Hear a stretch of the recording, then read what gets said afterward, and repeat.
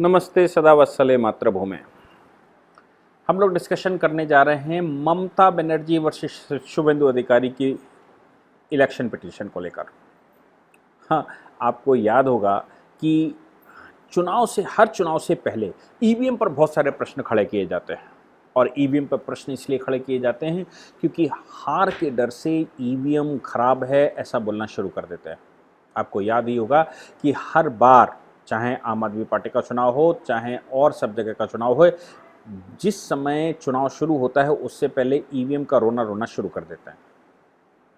लेकिन अगर चुनाव जीत जाते हैं तो ईवीएम का रोना नहीं रोया जाता, ईवीएम बिल्कुल ठीक हो जाती है, परफेक्ट हो जाती है। और जो चुनाव जीतता है उसके लिए ईवीएम ठीक रहती है, जो चुनाव हारता है उसके लिए ईवीएम गड़बड़ हो जाती है। केंद्र सरकार के साथ या बीजेपी गवर्नमेंट जहाँ कहीं भी हैं उनके साथ ये समस्या है कि अगर वो चुनाव जीतते हैं तो भी ईवीएम सही है और अगर वो चुनाव हारते हैं तो भी इलेक्ट्रॉनिक वोटिंग मशीन सही ही उनको कहना पड़ता है। क्यों? क्योंकि वो लगातार चुनाव कई स्टेटों के जीत ही रहे हैं, केंद्र में सरकार दो बार बनाई हुई है।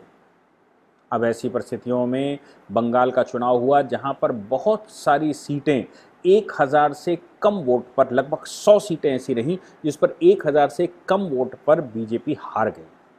मैं अगर कहूं कि वहां अगर सही से कंपेयरिंग हो गया होता या बात की जो 3 चरण थे जहां पर ज़्यादातर बीजेपी हारी है, उन 3 चरणों में अगर चुनाव कंपेयरिंग सही से चल गई होती तो शायद अभी ममता बनर्जी की सरकार वहां पर ना होती, वहां पर बीजेपी की गवर्नमेंट होती।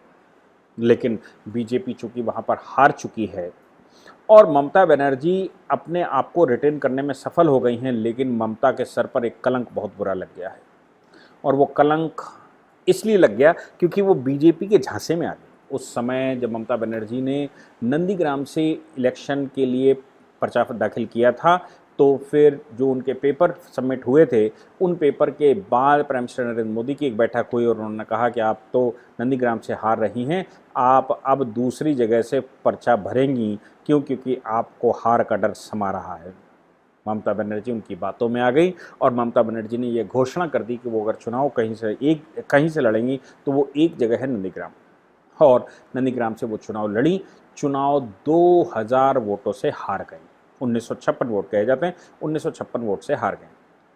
और अपने ही पुराने साथी जिनके साथ पार्टी खड़ी हुई थी, जिनके साथ उन्होंने आंदोलन करने शुरू किए थे, जो उनके पक्के सहयोगी होते थे, जिन्होंने उनके हाथ पकड़कर उनको वो चीफ मिनिस्टर की सीट तक पहुंचाया।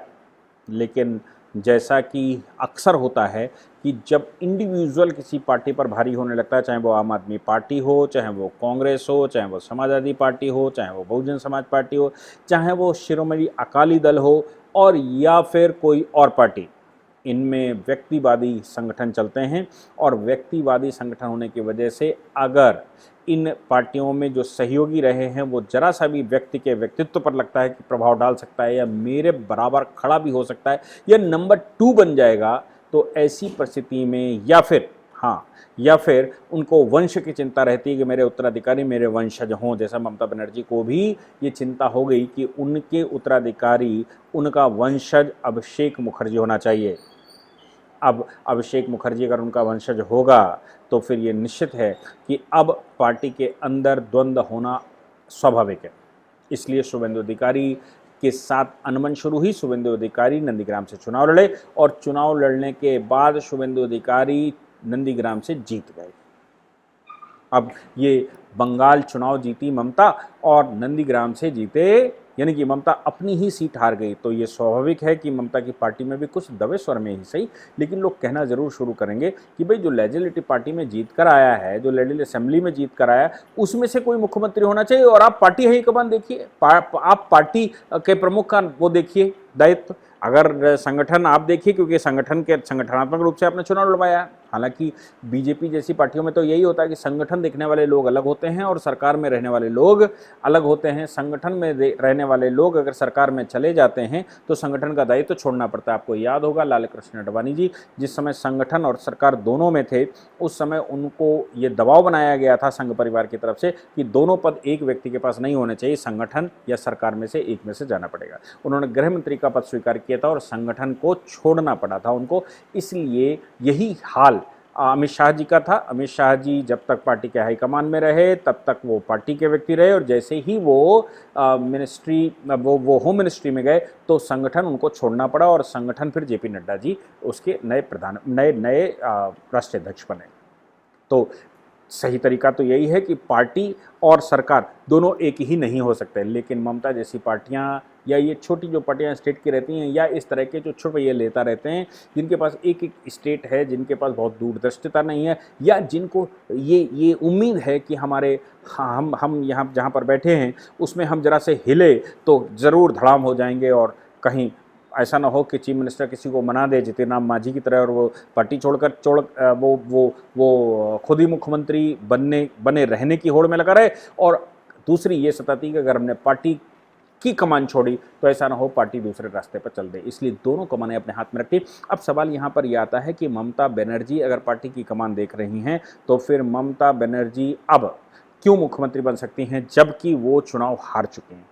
अब चुनाव हारने के बाद उनको ये आत्मग्लानि महसूस हो रही है, क्योंकि बाकी विधायकों के सामने भी उनको लज्जा महसूस हो ही रही होगी। यहाँ तक कि आपको याद होगा कि रिलीफ के लिए जो तूफान बंगाल में आया था उसमें प्राइम मिनिस्टर एनडीआरएफ का चीफ होने के नाते जब वो बैठक लेने गए तो जिस विधानसभा में जिस एरिया में बैठक थी वहाँ वो जो डिस्ट्रिक्ट है उस डिस्ट्रिक्ट में शुभेंदु अधिकारी का भी विधानसभा लगती है, इसलिए लोकल एमएलए को भी बुला लिया गया, और चीफ मिनिस्टर को तो रहना ही था। लोकल एमएलए चूंकि बुला लिया गया था इसलिए ममता बनर्जी को आत्मग्लानि महसूस हो रही थी, और वो शुभेंदु अधिकारी के साथ कैसे बैठ सकती थी प्राइम मिनिस्टर के पास, क्योंकि वो तो प्राइम मिनिस्टर की बैठक में भी बैठने को तैयार नहीं रहती, उनको तो प्राइम मिनिस्टर की भी शक्ल अच्छी नहीं लगती। वो प्राइम मिनिस्टर की बैठक में भी अगर जय श्री राम कोई कह देता है, नारे लगा देता है, तो वो कहती हैं ये इंसल्ट प्राइम मिनिस्टर ने करवाई। अब भाई जनभावना जय श्री राम कहती है तो ममता को इंसल्ट करने के लिए प्राइम मिनिस्टर ने कहा होगा, ये तो बात हजम भी नहीं होती। जनभावना में हम राम राम करते ही हैं, सुबह की प्रणाम अब नमस्ते की जगह नमस्ते अब शुरू हो गया है, पहले हम राम राम ही करते थे। आज भी भारत की मोर देन 50% आबादी सुबह का प्रणाम राम राम के रूप में और पूरे दिन राम राम के रूप में करती है। सिख भाइयों की बात करेंगे तो फिर वो सत श्री अकाल के रूप में करते हैं। वैसे ही हिंदू जय श्री राम, पूरे हिंदू समाज जय श्री राम के नाम से करता है, राम राम के नाम से करता है, उसमें सिख भी बड़ी तादाद में राम राम करते हैं। अब ऐसी जय श्री राम के नारे लगाने पर उनको कष्ट होना, ये तो एक अजीब सी बात थी। जय श्री राम के नारे लगाने वालों के खिलाफ मुकदमे कर देना, उनकी गिरफ्तारी कर देना, ये भी एक अजीब सी बात थी। लेकिन अब उनको अंदर से जो कचोट रहा था वो ये कि वो शुभेंदु अधिकारी मेरे बराबर कैसे बैठेगा, जबकि शुभेंदु अधिकारी किसी समय नंदीग्राम का जब आंदोलन चल रहा था तो शुभेंदु अधिकारी ही नंदीग्राम में प्रिवेल कर रहे थे। ममता बनर्जी तो केंद्रीय मंत्री होने के नाते कुछ समय केंद्रीय मंत्री रहीं और नई पार्टी बनाकर आई थीं, इसलिए ममता बनर्जी को तो मंच दिया गया होगा पार्टी के नाते। लेकिन आंदोलन तो शुभेंदु अधिकारी का था। ममता बनर्जी मुख्यमंत्री बन गई। अब मुख्यमंत्री बनने के बाद अपना औरा, अपना औधा उनको एहसास हो गया, और शुभेंदु अधिकारी एक बच्चे हो गए, क्योंकि एक विधानसभा का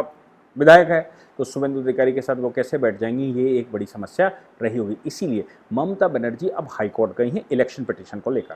क्या इलेक्शन पिटीशन कि शुभेंदु अधिकारी गलत तरीके से जीत गए हैं, शुभेंदु अधिकारी का जो मार्जिनल 1956 वोटों से जीते हैं उस पर पुनः काउंटिंग करवाई जाए, उस पर पुनः चुनाव करवाया जाए। मैं समझ नहीं पाया कि आखिर ईवीएम का प्रकरण था, ईवीएम अगर गलत थी, शुभेंदु अधिकारी की ईवीएम अगर गलत है तो पूरे प्रदेश की ईवीएम गलत होगी, तो जो सीटें जीतकर टीएमसी आई है उन सभी पर पुनः चुनाव क्यों नहीं होना चाहिए? क्या पूरे देश में पुनः चुनाव नहीं होना चाहिए, पूरे प्रदेश में पुनः चुनाव नहीं होना चाहिए? अगर पुनः चुनाव केवल नंदीग्राम में होना चाहिए तो मैं इसका लॉजिक नहीं समझ पाया, क्योंकि आप तो मुख्यमंत्री बनी बैठी हैं सिर्फ इसी बात को लेकर, क्योंकि आपकी सीटें वहाँ पर निकल कर आई हैं, और शुभेंदु अधिकारी से हार गई हैं, उसको आपको लगता है यहाँ ईवीएम खराब थी, यहाँ पर चुनाव गलत था, यहाँ पर चुनाव में धांधली की गई और यहाँ पर बहुत कुछ गलत हुआ। तो क्या पूरे प्रदेश में चुनाव बिल्कुल ठीक हुआ था? क्यों? क्योंकि चुनाव के जस्ट बाद जो हिंदुओं को मारने के लिए वायलेंस आपने करवाया और जो आपने हत्याएं करवाई, जिस प्रकार से आपने दबाव बनाने शुरू किए, जिस प्रकार से आपने मंत्रियों को घेरना शुरू किया, केंद्र की बीजेपी के राष्ट्रीय अध्यक्ष के पीछे जिस तरह पड़े और जिस तरह से हिंदू माइग्रेशन करना पड़ा, और उसका परिणाम ये निकला कि दिलीप घोष की आपकी पार्टी में मुकुल राय जैसे लोग वापस आ गए डर के मारे, और उनको जेट पर सिक्योरिटी उन्होंने ले रखी थी क्योंकि आपके गुंडे उनको मारने को घूम रहे थे। लेकिन जब वो वापस आए तो उनको ये एहसास हो गया कि अब कोई गुंडा हमको क्यों मारेगा, क्योंकि गुंडी जो हमें मार सकती थी उसके पास तो मैं उसके चरणों में चला ही गया हूँ। अब ऐसी परिस्थिति में ये याद रखने की बात है कि चुनाव अगर होना चाहिए, इलेक्शन पिटीशन, मुझे लगता है कि बंगाल के लोगों को, बंगाल के दूसरे विधायकों को जो कैंडिडेट जो हार गए हैं, उनको इसी इलेक्शन पिटीशन में इंटरवेंशन एप्लीकेशंस डालनी चाहिए, इंटरवेंशन पिटीशंस डालनी चाहिए, और उनको ये कहना चाहिए अगर नंदीग्राम का चुनाव अनकॉन्स्टिट्यूशनल है तो हमारे विधानसभा का चुनाव कैसे कॉन्स्टिट्यूशनल हो गया। इसलिए अगर नंदीग्राम का चुनाव कैंसिल करना है तो पूरे प्रदेश का चुनाव कैंसिल करना चाहिए। उस समय ये भी बात है कि एपिडेमिक का टाइम चल रहा था, ना ही सही से कैंपेनिंग चल पा रही थी, ना ही लोग खुले मन से वोट डाल पा रहे थे, क्योंकि fundamental right to life and personal liberty के तहत और right to speech and expression में वोट डालना मेरा फंडामेंटल राइट है। लेकिन एपिडेमिक की ऐसी सिचुएशन थी जब फेयर इलेक्शन जिसमें नहीं हो पाया था। अब चूंकि फेयर इलेक्शन उस समय नहीं हो पाया था तो अब उस पर फेयर इलेक्शन होना ही चाहिए। या तो नंदीग्राम की पिटीशन वापस लीजिए और मुंह की खाइए, और नंदीग्राम की पिटीशन, अगर नंदीग्राम के चुनाव को आप अनकॉन्स्टिट्यूशनल डिक्लेयर करना चाहती हैं तो फिर आपके पीछे बहुत सारे लोग भी पड़ सकते हैं। तो मुझे लगता है कि बंगाल में जो बीजेपी के कैंडिडेट हार गए हैं, 1000 वोटों से अंदर के वोट 100 लोग, उन 100 के 100 को कोर्ट में जाना ही चाहिए। और हाई कोर्ट में चूंकि उसने नोटिस इशू किया है और उसने बात सुनना शुरू किया है, इसलिए हाई कोर्ट में इस पिटीशन को सपोर्ट करना चाहिए और ये कहना चाहिए कि हमारी 100 विधानसभाएं हम 1000 वोट से नीचे हारे हैं, ये 2000 वोट से नीचे हारी हैं, हम तो 1000 वोट से भी नीचे हारे हैं। कुछ ऐसी सीटें भी हैं जहां 100-200 वोट का ही फर्क था, उन सभी को पिटीशन डालनी चाहिए और कहना चाहिए कि चूंकि लोग फ्री होकर चुनाव नहीं लड़ पाए, लोग वहाँ वोट नहीं डाल पाए, हम वहाँ कन्विंसिंग नहीं कर पाए, और लोग चूंकि वोट नहीं डाल पाए या लोगों को एपिडेमिक की वजह से डर लगा था, इसलिए इन लोगों को पुनः वोट डालने का अवसर दिया जाए और इस पिटीशन में बंगाल के चुनाव को, पूरे चुनाव को अनकॉन्स्टिट्यूशनल डिक्लेयर करते हुए बंगाल में पुनः चुनाव करवाया जाना चाहिए।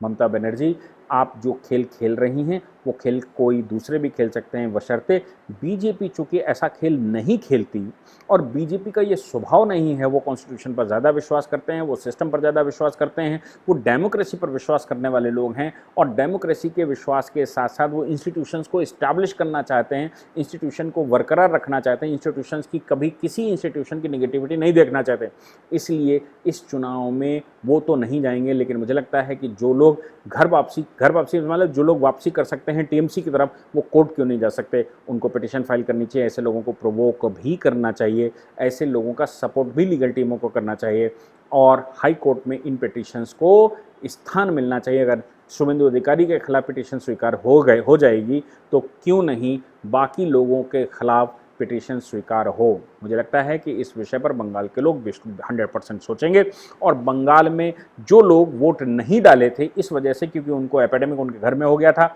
या उनको क्वारंटाइन करके रखा गया था, जब उनको कोरोना हुआ तो उनको बंद करके रखा गया था, ऐसी सभी सिचुएशन जब कोरोना के दौरान हमको वोट डालने नहीं दिया गया है तो मेरे फंडामेंटल राइट्स का वायलेशन हुआ, और मेरे फंडामेंटल राइट का अगर वायलेशन हुआ, मुझे वोट नहीं डालने दिया है, मुझे कॉन्फिस्केट करके रखा गया था, तो फिर मेरे वोट का क्या होगा, मैं चुनाव में क्यों नहीं पार्टिसिपेट कर सकता या कर सकती, और मेरा वोट अब डलवाया जाए जब मैं वोट डालने के लिए सक्षम हूँ। एक तो सिचुएशन ये थी कि एपिडेमिक की वजह से लोग डर के मारे वोट डालने नहीं आए, दूसरी बात ये भी थी कि एपिडेमिक के दौरान लोगों को क्वारंटाइन करके रखा गया होगा, जो लोगों को क्वारंटाइन करके रखा गया होगा उनका लीगल ग्राउंड बनता है, लीगल उनके पास राइट बनते हैं कि वो जाएं और ये कहें कि हमको चूंकि बंद करके रखा गया था, हमारा वोट नहीं पड़ा, हमारा वोट या तो हमारे घर में आकर पड़ना चाहिए था, हमसे वोट हमारे घर में लेना चाहिए था, लेकिन मुझे वोट डालने ही नहीं दिया गया है। ये तो डेमोक्रेसी के लिए ठीक नहीं है, ये ट्रू डेमोक्रेटिक तरीका नहीं है। इसलिए इस पूरे के पूरे चुनाव को